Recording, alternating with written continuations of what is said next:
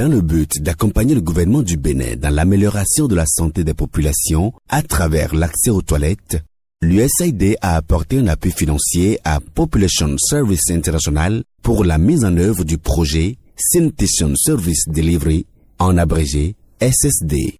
Entendez, prestation des services d'assainissement, le projet régional SSD mis en œuvre au Bénin par l'ABMS PSI en consortium avec PAF et Order and Sanitation for the Urban vise à accroître l'accès à l'utilisation des latrines à travers la promotion du modèle WC mi-main, une latrine à chasse manuelle à coût abordable. Par ailleurs, les enquêtes de ménage réalisées avec la mairie de Cotonou dans le cadre de ce projet ont révélé que l'accès financier reste encore un défi majeur pour les ménages. Pour lever quelque peu cette barrière, le projet SSD a signé un partenariat avec l'institution de microfinance PEBCO. L'objectif est d'allouer un fonds de garantie pour l'accès des toilettes aux ménages par le biais du crédit assainissement.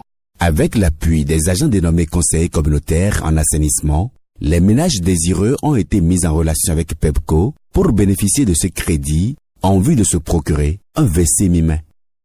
Grâce à ce partenariat, les conseillers communautaires du projet SSD ont pu décrocher, en l'espace de 9 mois, plus de 2700 toilettes WC mi-main entièrement construites, impactant plus de 8000 personnes.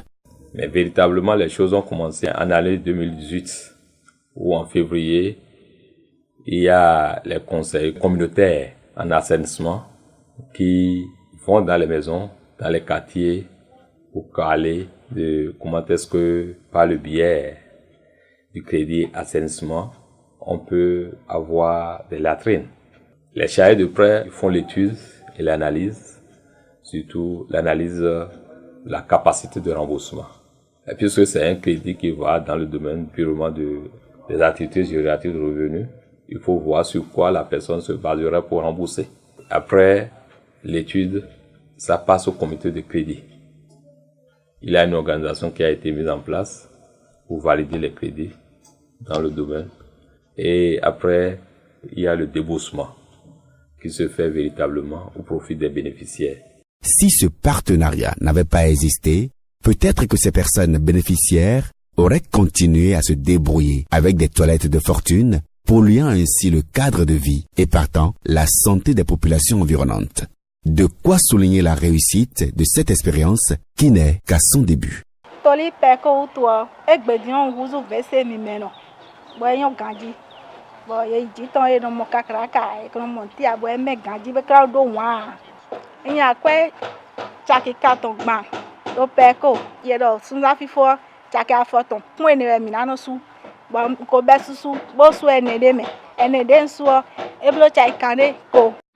Par rapport à l'ABMS, les objectifs de projet sont en train d'être atteints.